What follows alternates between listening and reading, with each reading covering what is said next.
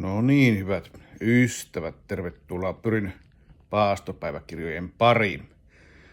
Tänään on helatorstai 26. päivä 5. ja tästä alkaa sitten paastoaminen.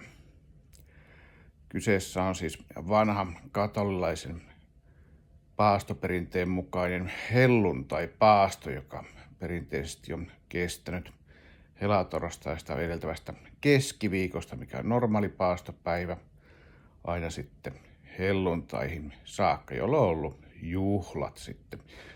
Paaston alkuun ja paaston loppuun liittyy aina juhliminen ja tähän juhlaan voisi ajatella tässä tilanteessa sisältyvän viime tiistainen jääkiekkopeli Suomi-Tsekki, jonka Suomi voitti ylivoimaisesti. Paastomisen ideana on se, että vähennetään sitä elämän kuormaa, sen elämän nälän mukanaan ottamaa kuormaa elämästä. Luovutaan, kevennetään kuormaa, jotta sitten voidaan taas paaston jälkeen ruveta sitä kuormaa taas lisäämään.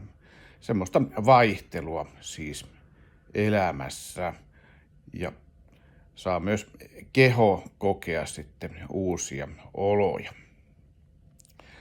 Paastoon valmistautumisessa olen jo edellisellä viikolla, kun SPR pyyteli, niin käynyt luovuttamassa verta. Lisäksi olen käynyt myös hieronnassa ja sokeroinnissa ja huomenna sitten, kun taas arki koittaa, niin päädyn hankkiutumaan tästä parrasta eroon.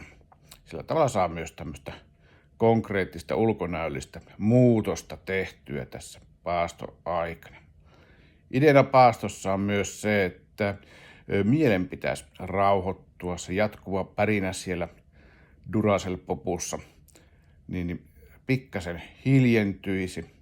Ja tähän liittyy sen lisäksi myös digipaasto, että se maaninen, iiphonen räplääminen pikkasen jäisi vähemmälle. Että ainoastaan näitä paastopäiväkirjoja teen sitten tämmöisenä videomuotoisena. Ja tietysti Facebook-livejä ja muuta työhön liittyvää sisältöä.